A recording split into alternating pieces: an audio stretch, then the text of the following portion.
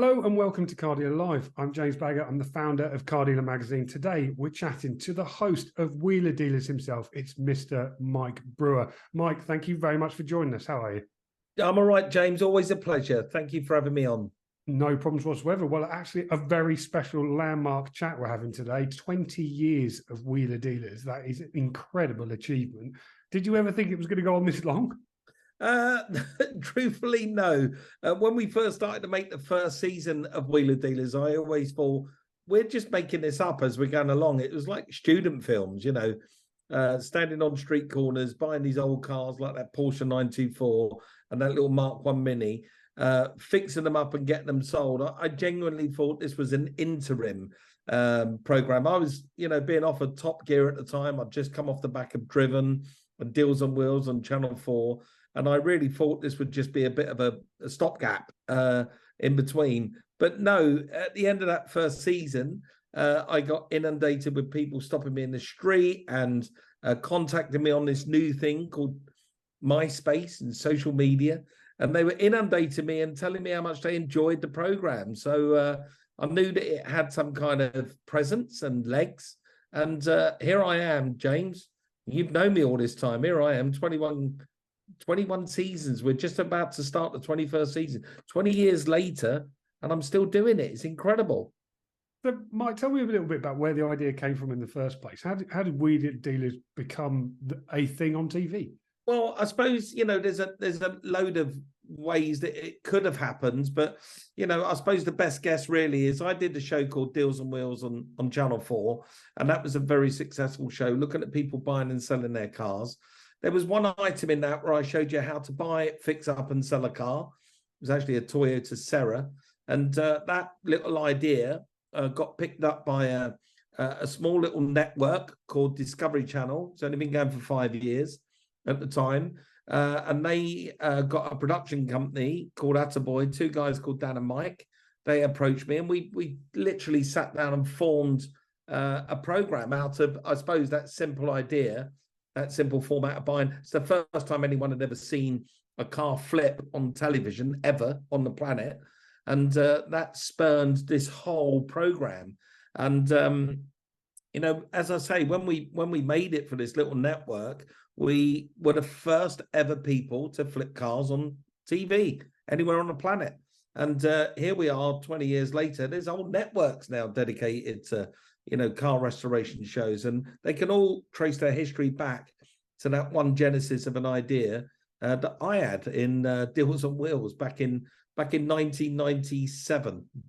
There's a lot of things that people love about the show, isn't there? There's the entrepreneurship of buying and selling cars. There's the mechanic side of it, of actually doing them up, and there's the relationships that you have with your mechanics and the people. What do you think has been the real thing, though, that's been the winning formula? Why has it been so successful? I think the reason it is as successful as it is globally, and I've just been doing interviews with people in Thailand, Taiwan, Sweden, Bulgaria, Serbia, all over the world today, and they tell me that in their areas it's massive. The show is just, it's got superstar status in these regions. I think it comes down to the fact that whether it's me and Ed, me and Ant, or me and Elvis, it's not about us. It never has been. The show's not about us at all. It's always been about the car, the subject matter. We turn the car into the star, and we're just secondary to that. We're the orators. We just tell the story of the car. We don't pursue fame and celebrity. We're not trying to put ourselves out there as, woo, come and see us. It's all about us. It's not. It's about the car. And I think people see that, and people focus in on the detail of what we're trying to achieve on the program. And it's less about us as characters. It's more about the car as a character. And it's the only show that does that. Every other show that you see out there that tries to emulate the Wheeler Dealers format in some way or another, they tend to get it wrong, because very quickly the hosts become the stars, and they want to be the stars.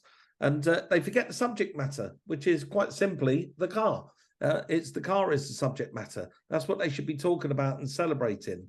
And, I know people out there are probably looking at this and hearing this and going, no, but that's how I should make it.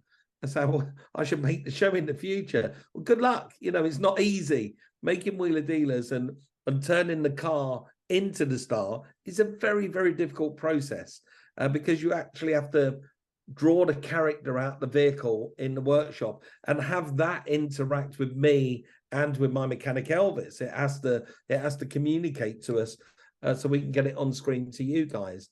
It's a difficult show to make, but we've kind of hit the winning formula.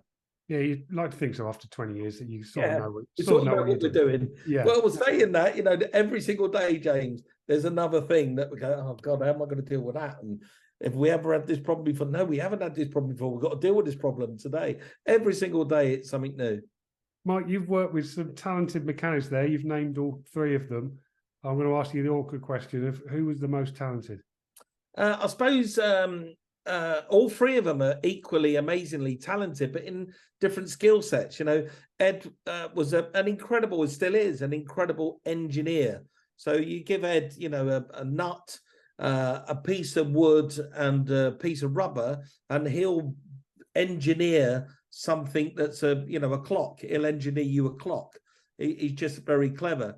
Give Ant Anstead any piece of flat steel and he will bend it into a car for you, and he will make you a car. In fact, he's now making his own supercar called the Radford, and he's smashing the world with that and the success it's having. And then I've got Elvis, this guy that focuses down on the minutiae, the tiny little details, coming from a Formula One background. He is a superb talent to have in the workshop. Nothing seems to phase him. Remember, a Formula One car is probably made up of 100,000 different components. And if I give him, a Mark 1 Astra GTE that's fundamentally in boxes, it's probably only got 20,000 components. And I'm terrified thinking this car's got to get rebuilt. But Elvis just smiles and says, yeah, I'll do it. I can do that. And so I get these, I've had these three different sort of variations of engineering in the workshop. And they're equally all amazing. Each and every one of them has been incredible to work with. And you've outlasted all three of them, haven't you? I mean, where's your staying power come from, Mike? Well, I suppose my staying power is my passion and love for the show. The show is, I feel that it's mine in my heart, and it's my passion and my will that drives it on every single season I've made. Whether it was with Ed Ant or with Elvis, I'm the sort of driving force behind, what we're doing, what we're trying to achieve, and how we can make it better. And it's, I'm very proud after 20 years as the associate producer of the show and presenter of it. I'm incredibly proud of what we've managed to achieve and turn out. And it's so universally loved by people. It doesn't, some things don't work in other regions of the world. They don't translate. But no, Wheeler Dealers seems to translate everywhere. It's quite remarkable. Do you think part of that magic, Mike, is the fact that people like to do what you do? There's a lot of people that look at what you do and think, I want to go at that. And a lot of people, I've been at shows where you've been, and they've come up and said, you've inspired me to do it too. Do you think that's part of the successful formula? I'd like to think so, James. We've known each other for decades, me and you, and you know what I'm like in real life. I'm a normal, regular guy that just loves his job and very passionate about what I do. But I'm nothing special. I'm nothing exceptional or extraordinary. I'm not, I can't run 100 meters in 9 seconds. I can't leap over buildings. I can't pull somebody's heart out and be a surgeon. I'm not that person. I'm just normal. And I think people get inspiration from when they see me and they say, you are just like me. You're no different than me. You're a normal guy, and yet you've made amazing success out of everything you've done in terms of restoring cars. And it inspires people to have a go themselves. And that's what we tried to put across in Wheeler Dealers. In fact, every day in the workshop, me and Elvis, me and Ant, me and Ed, the mantra for us is we're teaching the audience how to do this themselves. We're saying, have a go. It's not that difficult. I think I haven't got a model here, but if I had a car, somebody built it, it was built by somebody. It's got screws, nuts, bolts, and glue holding it together. So it has to come apart. And if you've got the confidence to realize that and say, well, actually, somebody built it, so it must come apart to get rebuilt again. It can't be that difficult. And get this, it doesn't matter whether it's a 1960s Fiat 500 or the latest BMW M4. They're fundamentally the same. They're, 4 wheels, rubber, they got glass, they got door handles, they got a gearbox, they got an engine. They're fundamentally the same thing. They're just formatted differently. So if you overcome that fear and you can have a go yourself, anything is achievable. Mike, you've probably been asked this 101 times today, but I'm going to ask you again. What has been your highlight over those 20 years? What's been the car that really stands out in your mind? Well, I suppose it's not so much the car, it's the period of time that stands out. And it was taking this tiny little car show, this wheeler dealer car show that was a big success in the UK, and taking it to Hollywood and putting it on the doorstep of Hollywood. You come and visited me in Hollywood at the studio, and you see that we took this little show and we plopped it in Hollywood, and it worked. It worked, and we had, our peers in Hollywood, directors and producers desperate to come and work with us to put wheeler dealers on their CV. I had Ron Howard ask me for a picture. Oprah Winfrey bought me a drink because they're fans of the show. I mean, it's incredible to think that this little car show could expand into that region and make such a success of itself. And of course, being in that region, I got to do some exceptional things as well with Ant. I think the Escort Cosworth was a real standout moment with the third wing and Frank Stephenson. The Austin Healey 3000, the most expensive car ever at $35,000. And I specifically targeted the auction audience and sold it for $75,000. So it proves that, we are on the right path. We're doing the right thing. So yeah, there's some exceptional moments in the program, but I suppose the biggest of all was actually picking it up and moving it somewhere else and turning it into a phenomenal success. So much so, that globe there behind me represents the next series of wheeler dealers. Mike, one of the things that has been a thing over the last few years is the unfortunate abuse that you get on social media from some rather nasty people out there. I mean, there's a lot of people out there who do struggle with these sorts of things, and it's not nice being targeted with that. How have you managed to deal with that over the years, and what would you say to those sorts of people? Well, I don't manage it, James. I wake up every single day to a tirade of abuse that I get to see on my phone. I grey it out so other people don't get to see it. They're not a victim because I'm a victim. It's not fair for other people to see what people say about me. It happens every single day. And, when you've got a global show that reaches over 200 million people, you're going to have a tiny percentage of those people take umbrage to the fact that you're successful. You're an ordinary guy. You're living, you've lived in Hollywood. You've got a nice house. You've got a beautiful wife. You travel around the world. You've got a nice car. People take umbrage to that. They get jealous of it. So they revert to social media and tell me, what they think of me.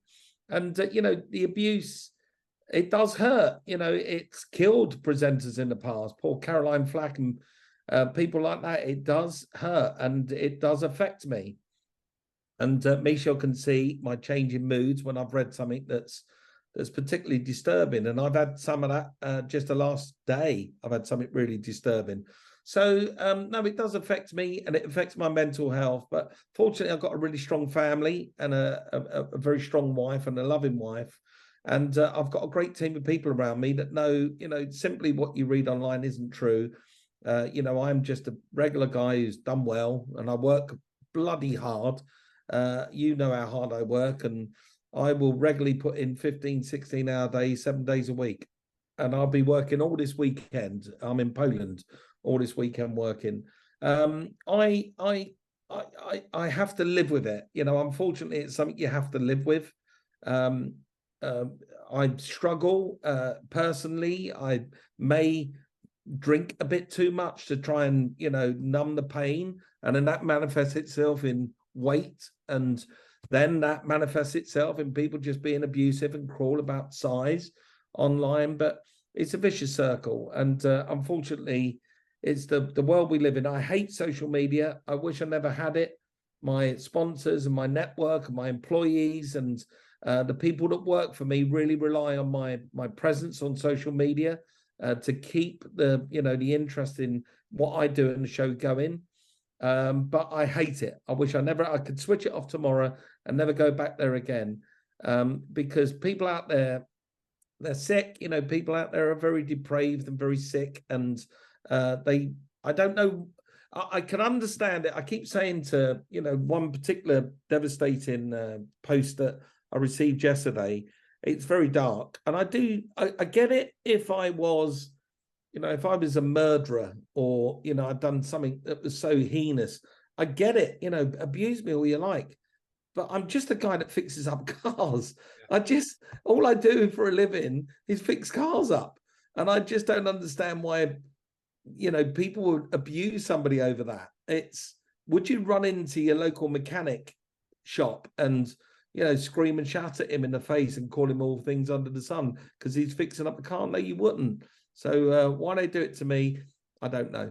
I really don't know. I wish they'd stop because I'm sick to death of it. Yeah, I mean, it's hugely unfair, Mike, and I'm sure it is very, very, very difficult to deal with.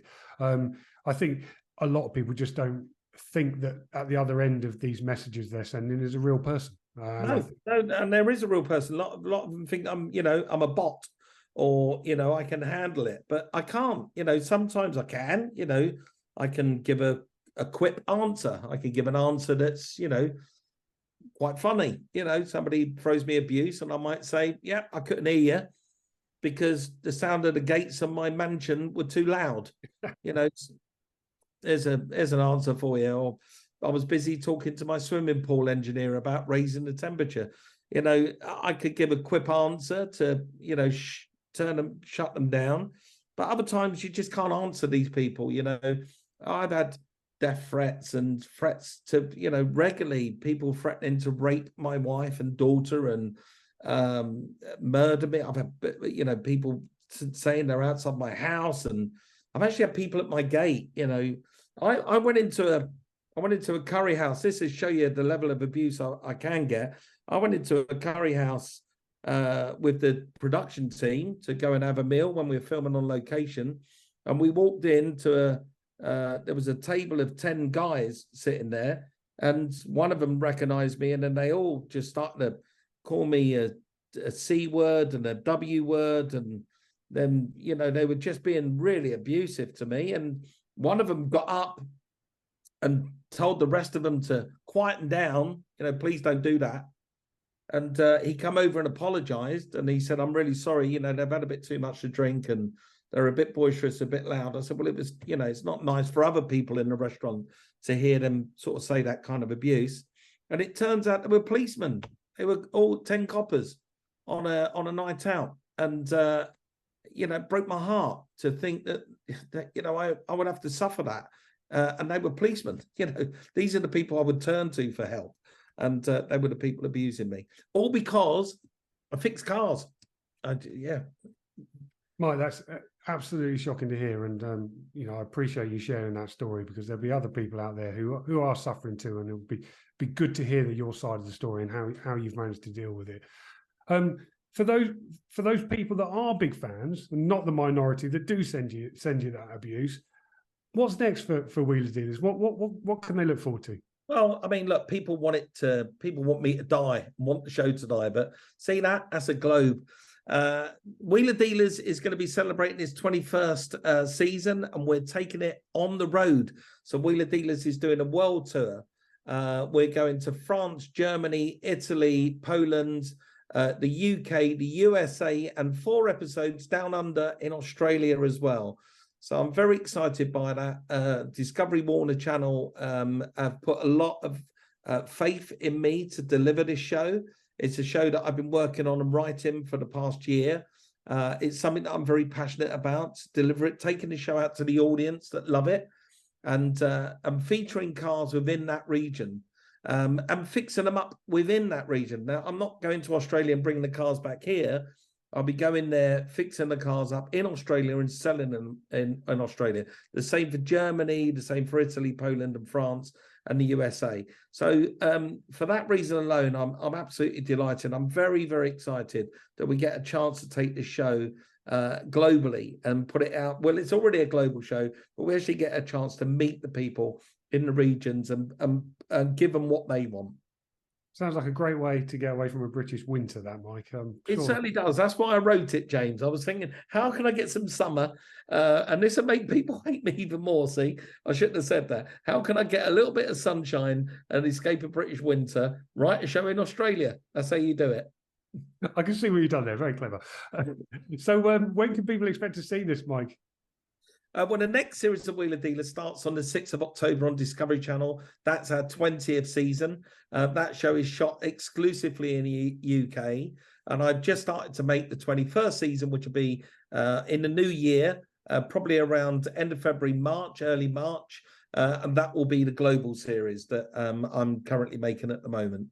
Well, I wish you the best of luck with it. I'm sure you don't need any of that after 20 years, but it's been great chatting to you today. Thank you for joining us. James, thank you. And to have you sat beside me as well, a lot, we've known each other 2 decades, and you've been beside that journey with me, and you've supported me incredibly over the last 2 decades. And me and Michelle and everyone at Wheeler Dealers really thanks you for it. Well, thank you too. Really appreciate the support. That's Mike Brewer there from Wheeler Dealers. Don't miss his show starting on October the 6th, as he's mentioned. For more used car stories like this one, you can log on to cardealermagazine.co.uk. I'll see you next time. Thanks for joining us. Goodbye.